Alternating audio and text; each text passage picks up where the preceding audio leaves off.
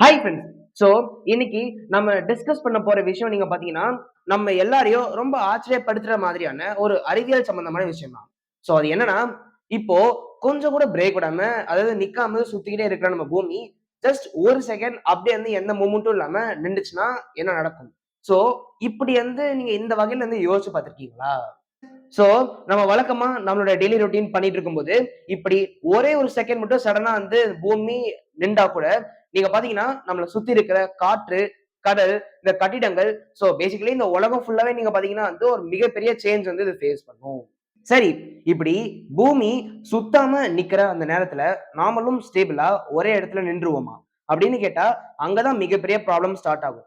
ஏன்னா, for example நம்ம ஒரு கார்ல ரொம்ப ஸ்பீடா டிராவல் பண்ணிக்கிட்டே இருப்போம். அதாவது இருக்கும். அப்போ சடனா அந்த கார் பிரேக் போட்டு நிறுத்தினா என்ன ஆகும்? நம்ம அப்படியே பயங்கர ஃபோர்ஸ்ல ஃபார்வர்ட் டைரக்ஷன்ல தூக்கி போடுவோம்ல. அப்படிதான் இந்த பூமி மணிக்கு 1670 கிலோமீட்டர், அதாவது 1670 கிலோமீட்டர் வேகத்துல சுத்திக்கிட்டு இருக்கும். ஆனா, நமக்கு இந்த பூமி சுத்துறதுக்கான எந்த அறிகுறியும் தெரியாது. இந்த ஒரு நேச்சுரல் பினாமினன் தான் இனர்ஷியா அப்படின்னு சொல்லுவாங்க.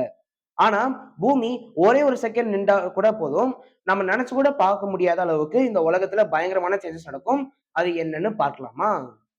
ஆக்சுவலா இப்போ பூமி வந்து ரொம்ப வேகமா சுத்திட்டு இருக்குல்ல. சோ பூமி மட்டும் சுத்தல.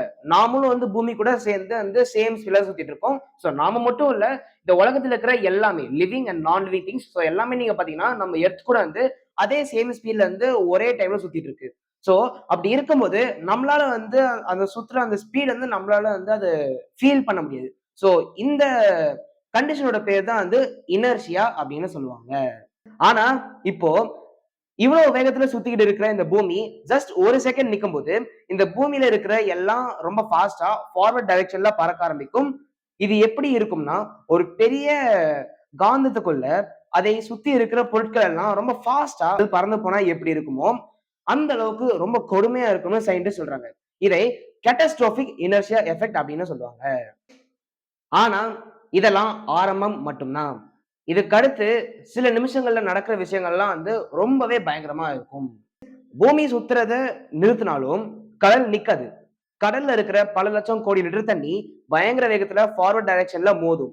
இதனால இதுக்கு முன்னாடி இந்த உலகம் பார்த்திராத அளவுக்கு மெகா சுனாமி வரும். இவ்வளவு பெரிய சுனாமி இந்த உலகம் ஃபுல்லா வந்தா என்ன நடக்கும்?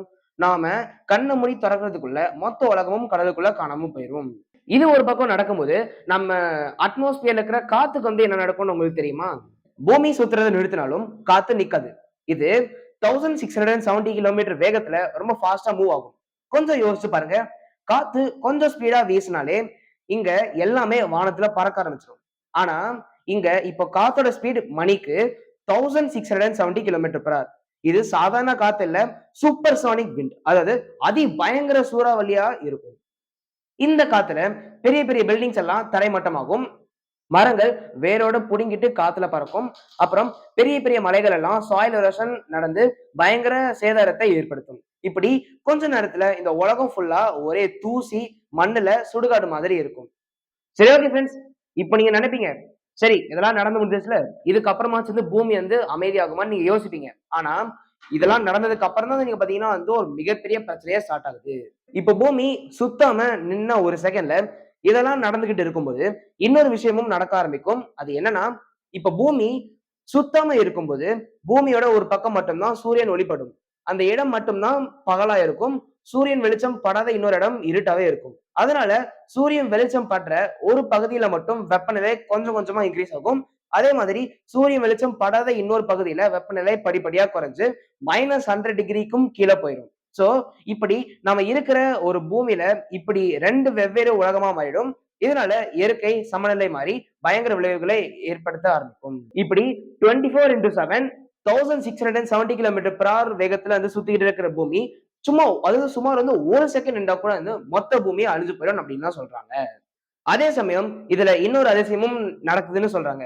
அது என்னன்னா, இப்போ நம்ம பார்த்த மாதிரி ஒரு சைடு பகல், இன்னொரு சைடு நைட்டா இருக்கும்போது, இந்த 2 இடமும் ஒண்ணா சேர இடம் மட்டும் இப்ப நம்ம வாழ்ந்துகிட்டு இருக்கிற பூமி மாதிரி பகலும் இரவும் சமமா இருக்கும். சோ, அந்த இடத்துல மட்டும் மனிதர்கள் வாழ முடியும் அப்படின்னு சொல்றாங்க. ஆனா, அந்த இடத்தை கண்டுபிடிச்சதுக்கு அப்புறம், அங்க ஃபர்ஸ்ட் யாரு போறதுன்னு நமக்குள்ள சண்டை ஆரம்பிச்சு, கடைசியில யாருமே போக முடியாம செத்து போயிருவாங்க. மனுஷங்க நாம அப்படித்தானே இருக்கோம். எது எப்படி இருந்தாலும் சயின்டிஸ்ட்லாம் சொல்றாங்க, இது வந்து நடக்கவே வாய்ப்பில்ல. சோ, பூமி வந்து 1 செகண்ட் ஏன் ஒரு செகண்டோட ஃபிராக்ஷன் அதாவது ஒரு ஃபிராக்ஷன் ஆஃப் செகண்ட் கூட நிக்கிறதுக்கு வாய்ப்பில்லன்னு சொல்றாங்க. அது ஏன்னா, அதுக்கான அறிகுறிகள் வந்து இப்போதைக்கு எதுவும் கண்டுபிடிக்கப்படல. இதுக்கு மேலயும் அந்த மாரி அறிகுறிகள் எதுவும் வராது. சோ, பூமி இப்படி நிக்காதுன்னு தைரியமா நம்ம நம்பிக்கிட்டு இருந்தாலும், இத பத்தி யோசிச்சு பார்க்கும்போதே நீங்க பாருங்க வந்து எவ்வளவு பயங்கரமா அப்புறம் கொடூரமா இருக்குன்னு. சோ, இதுல நம்ம முக்கியமா புரிஞ்சுக்க வேண்டியது என்னன்னு நீங்க பார்த்தீங்கன்னா, இப்போ நம்ம அதாவது இந்த இனர்ஷியால நீங்க பார்த்தீங்கன்னா, இந்த கிராவிட்டி, நம்மளோட அட்மாஸ்பியர், ஹைட்ரோஸ்பியர், லித்தோஸ்பியர் சோ இதெல்லாம் எப்படி வந்து இந்த ஒரு அண்டர்ஸ்டாண்டிங்ல வந்து ஒண்ணா வேலை செஞ்சு, நம்ம எர்த்த வந்து எவ்வளவு சேஃபா வச்சுக்கிறத தான் நம்ம வந்து நம்ம கிளியரா புரிஞ்சுக்கணும். ஒரு சாதாரண கேள்விக்கு பின்னால் இவ்வளோ பெரிய ஒரு சயின்டிபிக்கலான ஆன்சர் இருக்குன்னு வந்து யோசிச்சு பார்க்கும்போதே நீங்க பார்த்தீங்கன்னா, ரொம்ப ஆச்சரியமா இருக்கு ஃபிரெண்ட்ஸ். சரி ஓகே ஃபிரெண்ட்ஸ். சோ இந்த மாரி நெறைய இன்ட்ரஸ்டிங்கான ஃபேக்ட்ஸ் அண்ட் நியூஸ் நீங்க பார்த்தீங்கன்னா, என் சேனல்ல நான் கன்டினியூவா போட்டுட்டு தான் இருப்பேன். சோ அதெல்லாம் தெரிஞ்சுக்கணும்னா, இதுவரைக்கும் என் சேனலுக்கு சப்ஸ்கிரைப் பண்ணாதவங்க மறக்காம சப்ஸ்கிரைப் பண்ணிக்கோங்க. இந்த வீடியோ உங்களுக்கு பிடிச்சத லைக் பண்ணிக்கோங்க. அப்புறம் மறக்காம உங்க ஃபிரெண்ட்ஸ்க்கும் ஷேர் பண்ணுங்க. சரி ஓகே ஃபிரெண்ட்ஸ். அடுத்த சந்திக்கும் வரை அனைவருக்கும் நன்றி. வணக்கம்.